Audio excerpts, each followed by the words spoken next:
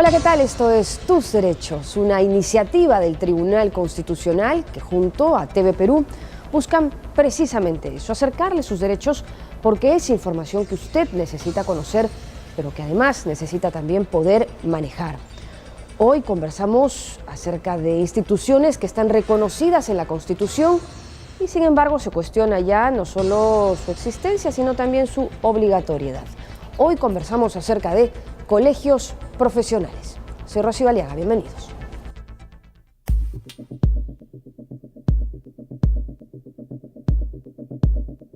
Los colegios profesionales son instituciones autónomas con personalidad de derecho público.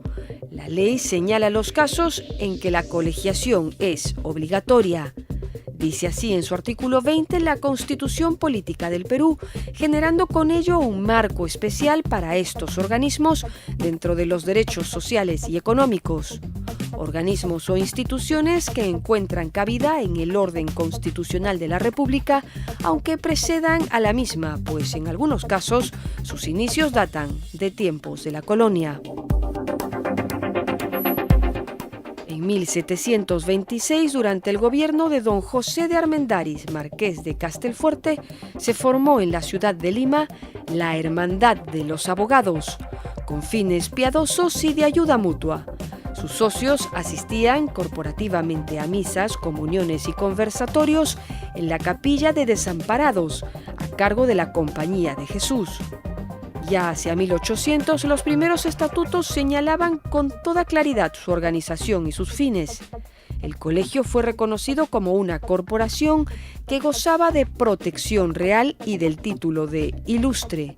Sus miembros no podían pasar de 60 y para ingresar se requería de un examen ante la Real Audiencia, después del cual era obligatoria la asistencia durante un periodo de 2 años sin interrupción a las conferencias del colegio con el fin de hacer especial estudio de derecho.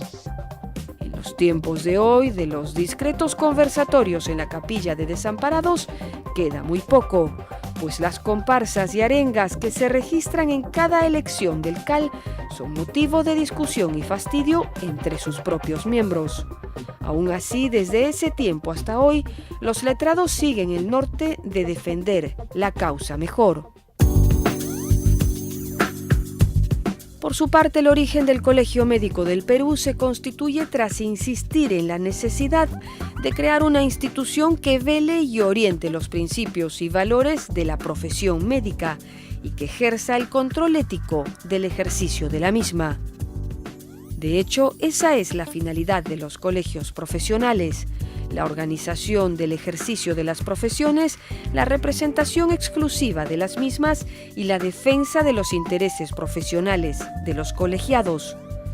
En ese sentido, todas las instituciones apuntan a velar por el cumplimiento de una buena labor profesional, donde la práctica ética del trabajo se constituye como uno de los principios comunes que ayudan a definir los estatutos de cada asociación.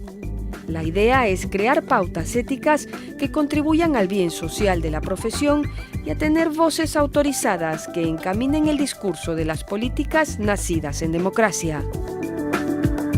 El debate surge ante la polémica que se genera cuando se cuestiona su existencia o carácter obligatorio y politización. Esta última que puede terminar inclinando las tendencias hacia intereses que pueden no obedecer al bien común.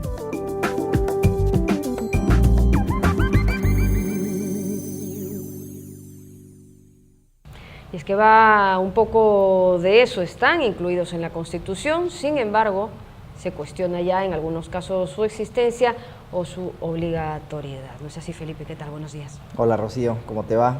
Es un tema, el de los colegios profesionales, sumamente interesante y que demuestra, creo, en los hechos que la democracia no se agota en elecciones, sino que también se ve en vida propia cuando, por ejemplo, estas instituciones tienen a su vez participación en la vida pública y, como lo has dicho, están incluidas en la Constitución, ¿no? Pero de hecho esta práctica de las democracias, de estas instituciones, muchas veces las que terminan generando controversia, incluso cuestionando su propia existencia porque a lo mejor no se dan en las mejores condiciones, ¿no? Sin duda, pero yo lo veo como un proceso también de formación, quizá inherente a toda construcción de democracia. A nosotros en las universidades siempre nos enseñaban un texto clásico de Alexis de Tocqueville, que es un francés que fue a Estados Unidos y dijo, ¿por qué en Estados Unidos las cosas sí funcionan? Y la mayor demostración que él nos hizo llegar fue que ahí la democracia no se agotaba en las elecciones, sino que se trasladaba a los espacios de la vida diaria, en los colegios con las asociaciones de familia, también en la vida profesional con los colegios profesionales. Entonces, digamos que es un instrumento muy útil para la democracia, muy valioso, que presenta imperfecciones como las que todos somos testigos, pero que hay que apostar por ellas porque creo que representan que la política no es solo lo que se ve en las instituciones clásicas, sino también en estas que formamos por propia voluntad. Entonces, esta mañana conversamos en Tus Derechos de Colegios Profesionales, nos vamos a la pausa y regresamos para conversar con el doctor Teodoro Ampe Martínez, quien nos va a comentar un poco de la historia de estos colegios, de los antecedentes de ellos en nuestro país. Volvemos.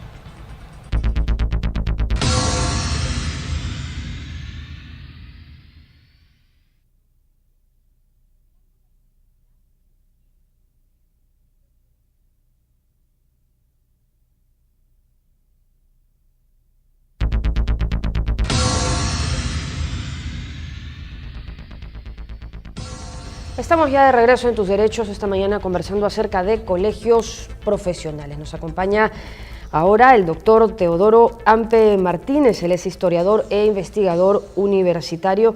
Doctor Ampe, gracias por estar con nosotros, bienvenido. Muchas gracias, encantado. Y bueno, conversamos al inicio un poco con Felipe sobre los antecedentes, ¿no? Un poco sobre la historia de los colegios profesionales, y es el colegio de abogados con esta hermandad de los abogados los que más o menos marcan la historia del inicio de todo. Sí, bueno, los colegios profesionales, como su nombre lo indica, son agrupaciones de gente profesional, ¿no? Antiguamente había los famosos gremios de la Edad Media que congregaban a las personas que no necesariamente pasaban por la universidad, pero tenían cierta coherencia en su comunidad y eran reconocidos por los demás como miembros o poseedores de una destreza particular, ¿no? Luego se profesionalizan, por supuesto, estas especialidades, se convierten en profesiones, poco a poco cada vez más universitarias, y es ya una dinámica propia del siglo XX en el Perú que los colegios se van extendiendo. Sin embargo, como usted muy bien señala, el antecedente se da en el Colegio de Abogados de Lima, que se funda en 1804, ¿no? Con una real cédula del rey de España, aunque hay un antecedente muy interesante de un inicio, de un arranque, incluso tengo por ahí los documentos que los podría exhibir en la debida ocasión, de una conformación primigenia de una junta directiva, con decano y unos abogados que lo acompañan, ya para el año 1779. De manera que podemos empalmar históricamente esta dinámica de los colegios profesionales con una novedad, digamos, con el enfoque científico, que es la ilustración, ¿cierto? La ilustración, el racionalismo, la idea del individuo como poderoso ente rector de los conocimientos, empalman también con este suceso, ¿no? de juntarse gremialmente bajo forma de colegio profesional que tiene una voz y una presencia en la sociedad. Pero bueno, de alguna manera la existencia de estos colegios se ha sostenido durante todo este tiempo, pero ya llega a estas fechas un poco, en algunos casos, hasta cuestionada, ¿no? Sobre todo la obligatoriedad. Sí. ¿Qué hay de eso? Bueno, acá, para hacerlo más rápido el expediente, tengo a la mano la Constitución vigente, la de 1993, que lacónicamente se refiere al tema de los colegios en el artículo 20, que es tan corto que voy a leerlo al pie de la letra, ¿no? Y dice simplemente lo siguiente: los colegios profesionales son instituciones autónomas con personalidad de derecho público. La ley señala los casos en que la colegiación es obligatoria. De manera que tenemos que, evidentemente, hay mucha laxitud y una palabra clave ahí, la autonomía, que de paso parecería empalmar con la autonomía universitaria, que nos rige pues desde tiempo muy antiguo, es una conquista de los años, en fin, de los inicios del siglo XX, de la reforma universitaria. Entonces, por lo tanto, si estos egresados provienen de las salas universitarias, que a su vez eran autónomas en su rectoría, en su conformación, en su organización académica, económica, administrativa, ¿por qué no dejar que los colegios también lo sean? ¿No es cierto? Entonces hay una autonomía que es una palabra clave, y por otra parte, de que la colegiación no es obligatoria. Ahora, si uno se podría... Bueno, ahí dice que va a establecer en qué casos. Sí, pero no es obligatoria per se, o sea, puede ser que no lo sea, ¿no? Para ejercer, sí, en Claro. algunos casos. No, pero no siempre, o sea, puede ser que uno lo ejerce, no sea obligatorio colegiarse, ¿no? O sea, depende, parecería que cada gremio o cada ramo profesional tiene la libertad para dar sus propios estatutos y organizarse como quiera. Yo, por ejemplo, evidentemente pertenezco al gremio de historiadores, y uno se podría cuestionar si es valedero o no exigir un título profesional de historiador para alguien que va a hacer una investigación o que va a publicar un libro o un artículo, un comentario de opinión con cierto fondo histórico, ¿no es cierto? Evidentemente la historia es una disciplina cuajada, bien reconocida, con cierto fundamento, con ciertas reglas de juego, pero hay casos emblemáticos como el de la señora María Orzorowski de Díaz-Canseco, que aún está con nosotros, casi centenaria ya en su edad. Una eminencia. Sí, una eminencia, pero autodidacta, eso es el punto, ¿no? Ella no es una historiadora profesional, pero tiene mucha obra publicada, ha sentado cátedra, ¿no?, de manera informal, pero no podría pertenecer legalmente a un colegio, ¿no? Entonces, es un caso emblemático que está en el límite de lo que es obligatorio y lo que no es obligatorio. Claro, bueno, igual no podría pertenecer porque no hay colegio de No hay todavía colegio, ¿no? Pero cuando lo hubiera, si la señora María está aún entre nosotros, sería una típica asociada honoraria, digamos, claro, ¿no? Claro, podría darse el caso. Podría ser. ¿Y cómo va el proceso para tener un colegio de los historiadores? Sí, el proceso es un proceso largo, es un proceso que ha ido con altas y bajas. Acá tengo conmigo justamente la situación actual del asunto, que se retrotrae al mes de marzo de 2012, o sea, en este Congreso actual. Hay un proyecto de ley numerado 637/2011 CR, que ha sido ya dictaminado, o sea, evacuado con un dictamen aprobatorio por la Comisión de Educación, Juventud y Deporte, y con anotación de pasar al Pleno, o sea, está a punto de entrar a cualquier momento a la orden del día. Sin embargo, hay muchos colegas míos que se oponen, que se oponen a la formación de este colegio. Bueno, se oponen bajo el entendido de que quizá los criterios que se han considerado para la formación o para ese proyecto de ley no son los más adecuados. Y por otra parte, esa idea de que la historia es una disciplina social que se enriquece del diálogo con otras disciplinas. Entonces, si la restringieran solamente a la historia, creen ellos que perderían o dejarían de estar en tanta vinculación tan abierta y tan libre con antropólogos, geógrafos, sociólogos, politólogos y otros científicos sociales, que justamente el trabajo en equipo enriquece la disciplina histórica. Pero eso es entendiendo de que exista luego una obligatoriedad para poder ejercer claro, el historiador, pero si es que no, podría existir no lo hubiera, perfectamente. Claro, yo soy más bien de la idea de que sí debe existir un colegio, ¿no?, que nos represente, que nos dé una visión, digamos, una cara pública, aparte de que tenemos una serie de ventajas, ¿no es cierto? Un colegio profesional tiene iniciativa legislativa, podemos proponer proyectos de ley, estaríamos involucrados en una ley que tengo que citar porque no la conozco de memoria, la ley 27843, ley de participación de los colegios profesionales en los órganos consultivos del Estado. O sea, tendríamos ya una injerencia mucho mayor en temas de decisión importante. ¿Usted está a favor? Yo soy a favor, pero con ciertas cortapisas que, si me permite, se las voy a enunciar. Porque si aquí revisamos el texto ya, digamos, aprobado o dictaminado por la comisión, se señala, ¿no es cierto?, que el requisito básico, artículo 3, es el de tener el título profesional de licenciado en Historia. Si yo le hablo con sinceridad y un poco representando el sentir de muchos colegas míos, que no es el caso mío porque yo felizmente me gradué y me licencié en su momento en mi alma mater, la Universidad Católica, sí tengo ese requisito, el de licenciatura en Historia, pero hay muchas personas, gente mayor sobre todo, que tiene gran carrera y mucha obra publicada y son muy reconocidos, que han tenido maestrías, doctorados en el extranjero. Pero dejaron el título. Exacto, dejaron el título de licenciado sin cumplir ese requisito porque no lo veía necesario, porque nadie se lo pedía. No es como un abogado, un médico, un ingeniero, y cuando egresa de la universidad es un simple egresado que no puede ejercer mientras no tiene el título que lo ampara. En caso de historiadores, saltaban del bachillerato, en aquellos tiempos, me refiero a la época anterior a la ley 23733, era bachillerato muy fuerte, con una tesis que incluso se podía convertir en libro, no era cualquier bachillerato que te lo entregaban con un creditaje, y después optativamente uno podía dar un examen de título para recibirse licenciado. Pocos lo hicieron en su momento. Hoy día quizás las nuevas generaciones lo están haciendo más porque ya hay tesis de licenciatura y no hay tesis para bachillerato. Pero la gente que tiene 40, 50 años y que está pues produciendo con mucha firmeza, no quieren volver a la universidad, tienen flojera quizá. Entonces habría que paliar esta dificultad. Yo creo que se podría introducir justamente al amparo del espíritu de la Constitución, diciendo que los que son magísteres y doctores en historia pueden incorporarse al colegio, siempre y cuando demuestren su capacidad, una cierta suficiencia y una obra que los acredite como historiadores. Igual, el doctor, y ya para terminar de salir, de llegar a buen puerto esta iniciativa legislativa para que se cree el Colegio de Historiadores, ¿no creen que ya llegan un poco tarde, en tanto algunos gremios o instituciones han distorsionado su nacimiento original y bueno, pues se han politizado, incluso algunos pues ya exceden en muchas de sus funciones, incluso generando malestar entre sus propios miembros, ¿no? Me refiero, por ejemplo, a las elecciones a veces del CAL, que ellos mismos reniegan de... Sé que hay voces discordantes en el propio gremio de abogados, dicen ¿para qué mantener un colegio?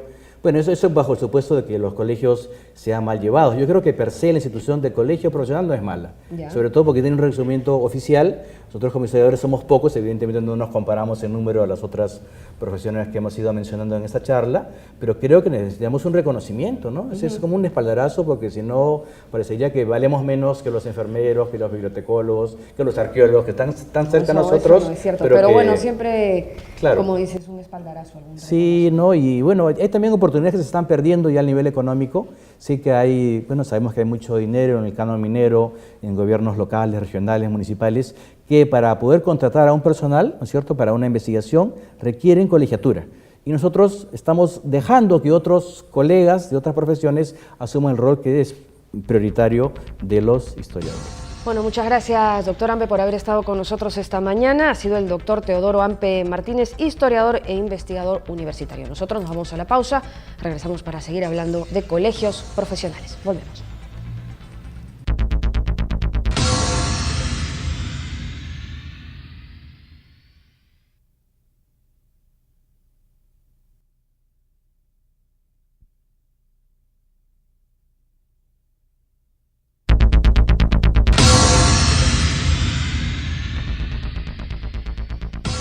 Continuamos con Tus Derechos y ahora nos acompaña el doctor Omar Sar Suárez, quien es profesor de Derecho Procesal Constitucional de la Universidad San Martín de Porres y con quien vamos a analizar una sentencia recaída en un proceso de inconstitucionalidad referida al si es obligatoria o no la colegiación de los profesores. Bienvenido, doctor Sor. ¿Qué tal? Muchas gracias, Felipe, muy amable por la invitación. Sí, en principio el tema de los colegios profesionales y de la colegiación está establecido en la propia Constitución, ¿no? La Constitución en el artículo 20 establece que los colegios profesionales son instituciones autónomas, ¿correcto? Y personas jurídicas de derecho público. Y su finalidad, como es, aun cuando no esté expreso en la Constitución, su finalidad es colaborar al mejor desenvolvimiento de la actividad profesional de la que se trata. Sin embargo, la Constitución no establece cuáles son las profesiones que tienen este requisito de colegiatura obligatoria. Y más bien lo deriva esta cuestión al legislador. Entonces la Constitución deja este margen de maniobra para que el legislador diga en qué casos, qué profesiones tienen que colegiarse. Es una disposición que queda abierta para el legislador. Digamos, el constituyente dice, usted debe establecer de las profesiones cuáles son aquellas que para su ejercicio requieren una colegiatura, ¿correcto? Y el legislador, en el caso de los docentes al que nos estamos haciendo referencia, efectivamente, para el ejercicio de la función docente requiere colegiatura obligatoria. Pero hubo un momento, una ley anterior, que seguramente fue la que un poco inspiró al Colegio de Profesores del Perú a presentar esta acción de inconstitucionalidad. Una ley decía que sí contempló en algún momento que era un requisito para la postulación, inclusive, ser profesor colegiado para poder acceder a la carrera pública magisterial. Luego sale esta ley, que es la impugnada mediante este proceso, y retira ese requisito, esa exigencia. Frente a eso, ¿estaba obligado entonces el legislador a mantener ese requisito? Claro, el legislador tiene soberanía en el ámbito de la ley y por supuesto no puede transgredir la Constitución, pero la Constitución no le ordenaba que para postular a la carrera docente tuviera que estar colegiado. Si el legislador lo incluía como estuvo en su momento, ¿incurría en inconstitucionalidad? No, no lo hacía. Decidió que para postular había que estar colegiado. Claro. Más tarde eliminó el requisito de colegiatura. ¿Incurre en inconstitucionalidad al eliminarlo? Pues bien, tampoco, porque no está constitucionalmente mandado, y por eso yo creo que no existe alguna forma de inconstitucionalidad por omisión, ya que no hay un mandato constitucional. Por ejemplo, la Constitución dice el Estado peruano es unitario y descentralizado. Tiene que existir un proceso de descentralización. Si no existe proceso de descentralización, hay una inconstitucionalidad por omisión. Hay algo que está mandado en la Constitución y que no se está realizando por parte del legislador. Pero eso no sucede con la colegiatura profesional, ¿no? Claro, si no está constitucionalmente ordenado, es algo que es constitucionalmente posible. Entonces, tan posible era que esté como requisito, como en su momento lo estuvo, como también que no lo esté. Comparto con usted este criterio, es decir, puede el legislador disponer de la materia, claro, y en algún momento dispuso que lo estuviere y luego que no lo estuviere. Y le digo más, yo tiendo a compartir esta segunda interpretación del legislador, claro, porque cuando aprueba la ley 29.510 relativa al profesorado, establece que determinados profesionales que ejerzan la docencia en su especialidad no requieren colegiatura. A ver si nos entendemos. Si Mario Vargas Llosa no tiene colegiatura como docente, pero usted entiende que sería un buen profesor de literatura, ¿sí o no? Ya lo creo, ¿no? Ya lo creo. Entonces, el asunto es, estableció que determinados profesionales que tengan aptitud profesional para el desempeño de determinada actividad vinculada a la docencia no requieran requisitos cuando son profesionales especializados. ¿Se entiende lo que le quiero decir? Un poco físico, esta es la idea. Claro, un físico, un matemático que le ofrece Claro, que es un doctor universitario, es doctor universitario en matemáticas. Necesitará colegiatura para dictar. Podría ser discutible, porque usted me podría decir, es que la colegiatura no solo exige conocimiento matemático, sino aptitud docente. Claro, metodología, pedagogía. En fin, esto está en el campo de lo decidido por el legislador. Y es más, el tribunal alguna vez ya también se pronunció sobre esta posibilidad, ¿no? Que no sean exclusivamente... Y la convalió. Y la convalió. Eso es importante saberlo porque, claro, podría alguien pensar que sabrá un matemático de docencia o de pedagogía, para decirlo en términos estrictos, y sin embargo el tribunal ha considerado que es válido que estas personas puedan ofrecer su concurso al momento de dictar clases. Claro, esto en una sentencia previa a esta que estamos, a esta de la que estamos haciendo referencia, ¿no? Porque aquella no se refería a los requisitos para postular, sino que se refería al desenvolvimiento ya de la actividad docente por personas no colegiadas en el colegio profesional de los profesores. En cuanto a esta sentencia, yo comparto la posición del tribunal por cuanto, como decíamos antes, al omitir el requisito para postular, no incurre en inconstitucionalidad. Claro. Y aún más, cuando tuviere título docente, aun cuando tuviera título docente, requeriría la colegiatura para ejercer la función y no para postular al cargo. Es decir, podría ser que primero postule, obtenga la plaza y luego, antes de entrar al colegio a ejercer la función, ahí sí debe ser requisito obligatorio encontrarse colegiado. De tal manera que cuando vemos una suerte de reclamo de algunos colegios de profesores refería esta sentencia en el sentido que la colegiación ya dejaría de tener razón de ser, en verdad son infundadas esas preocupaciones. Completamente infundadas porque para postular usted no requiere tener la colegiación, pero para ejercer la función claramente que sí. Claro. Es decir, no ha habido, y tampoco podría haber, una modificación legislativa que el tribunal introdujera. ¿Se entiende? Claro. El tribunal lo que dice es, una cosa es postular y otra cosa es ejercer el cargo. Usted para postular no requiere la colegiatura y esto no es inconstitucional. Ahora, para ejercer, claramente que requiere la colegiatura. El tribunal no ha dicho nada al respecto y por supuesto que el requisito legal sigue vigente, ¿no? Sin duda. Y ahora, partiendo de este caso, pero siendo la excusa para reflexionar un poco sobre los colegios profesionales, ¿cómo encuentra usted la realidad actual de los colegios profesionales? ¿Qué reflexión le suscita este desarrollo que ha tenido de una institución que, como usted lo dijo al inicio del bloque, ya tiene un reconocimiento constitucional? La colegiatura profesional debería representar un reto importante. Es decir, me da la sensación de que los colegios profesionales, el de profesores, pero también el de abogados, para hacernos cargo de la parte que nos toca, no están ejerciendo suficientemente el papel que deberían ejercer. En otros países, en otros sistemas, la colegiatura supone una forma de que el colegio garantiza la idoneidad de ese profesional. Claro. Y aquí no tenemos exámenes de barra, exámenes de colegiatura suficientemente, desde mi perspectiva individual, y esto no tiene absolutamente nada que ver con la sentencia del Tribunal Constitucional, no tienen un rigor suficiente, y los resultados que arrojan las evaluaciones de calidad de la educación me parece que están dando testimonio de que tenemos, por cierto que los docentes no son el único problema, pero que tenemos un problema en el área de los docentes, y me parece que el colegio profesional, aumentando el nivel de exigencia para quienes sean sus colegiados, de alguna manera colaboraría para obtener mejores resultados en el proceso educativo. De tal manera que sea una suerte de carta de prestigio pertenecer a determinado colegio profesional, porque uno sabe que ingresar ahí supone una calidad profesional, una preparación, una idoneidad para el ejercicio de la profesión, ¿no? Eso por el lado de acreditar la calidad, y por el otro lado también el de fiscalizar digamos, que debidamente se comporten aquellos colegas que tienen un mandato que proteger y que defender, que han jurado defenderlo y que probablemente se hayan omitido hacerlo, ¿no? Sí, claro, es decir, controlar la responsabilidad en el ejercicio profesional, ¿no? Sin duda. Sí, sin tanto duda. me parece que, por eso le digo, me parece que el tema de los colegios profesionales da para una reflexión a propósito de esta sentencia, pero más allá de ella.